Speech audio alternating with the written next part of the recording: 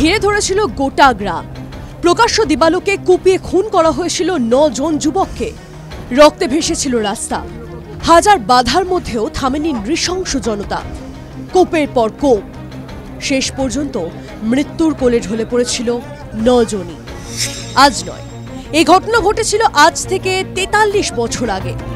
সেই মামলাতে একযোগে দোষী সাব্যস্ত হলেন 13 জন, যদিও থানায় মামলা দায়ের হয়েছিল 72 জনের বিরুদ্ধে।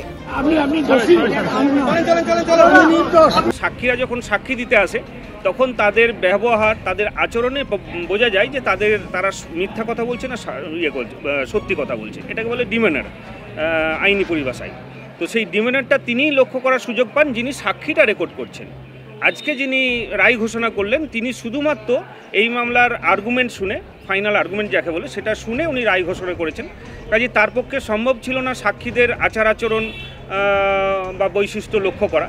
যাই হোক, ওনার যেটা মনে হয়েছে সেটা করেছেন। এই 13 জন আসামির মধ্যে কয়েকজন আসামি আমার আছে, তাদের সবারই পক্ষেই আমি বলছি যে তারা এই রায়কে কলকাতা হাইকোর্টে চ্যালেঞ্জ করবেন, মাননীয় মহামান্য কলকাতা হাইকোর্টে চ্যালেঞ্জ করবেন এবং সেখানে আমরা অবশ্যই সুবিচার পাব।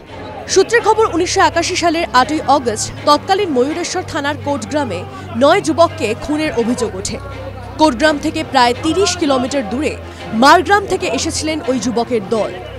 সেখানে একটি অনুষ্ঠানকে কেন্দ্র করে ঝামেলার সূত্রপাত, বচসা থেকে হাতাহাতি, শেষে গোটা গ্রাম ঘিরে ধরে 9 যুবককে। প্রাণ ভয় তারা একটি বাড়িতে আশ্রয় নিলেও শেষ রক্ষা হয়নি। রায় ঘোষণা হলো, 13 জনকে যতদূর সম্ভব দোষী সাব্যস্ত করলো কোর্ট, যেটা করেছে মহামান্য।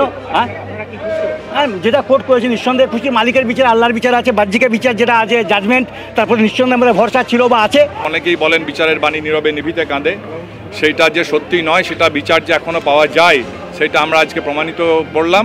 এবং আজকে সেই দীর্ঘদিনের পুরনো মামলায় যারা বাদী ছিলেন তারা আজকে বিচার পেয়েছেন, তারা সভাপতি খুশি, আমরাও খুশি যে দীর্ঘদিন পরে এরকম একটা মামলায় আমরা বিচার দিতে পেরেছি। লঙ্কার গুঁড়ো ছড়িয়ে বাড়ি থেকে বের করে আনা হয় সকলকে। প্রকাশ্য রাস্তাতেই কুপিয়ে খুন করা হয় নূর হোসেন, শাহজামাল শেখ, আলী হোসেন সহ 9 যুবককে। ঘটনায় শোরগোল পড়ে গিয়েছিল গোটা রাজ্যে। সেই সময় বিস্তর চর্চাও হয় তা নিয়ে। এরই মধ্যে যুবকদের পরিবারের লোকজন থানায় অভিযোগ জানালে অ্যাকশনে নামে পুলিশ। যুবকদের পরিবারের অভিযোগের ভিত্তিতে কোটগ্রামের 72 জনের বিরুদ্ধে চার্জশিট দাখিল করা হয়। তারপর থেকে চলছিল মামলা। এদিকে মামলা চলাকালীন সময়ই অনেক অভিযুক্তের মৃত্যুও হয়, অনেকে আবার হাজিরাও দেননি। অবশেষে শুনানি শেষে দোষী সাব্যস্ত হলেন 13 জন। সোমবার সাজা ঘোষণা। TV9 Bangla digital.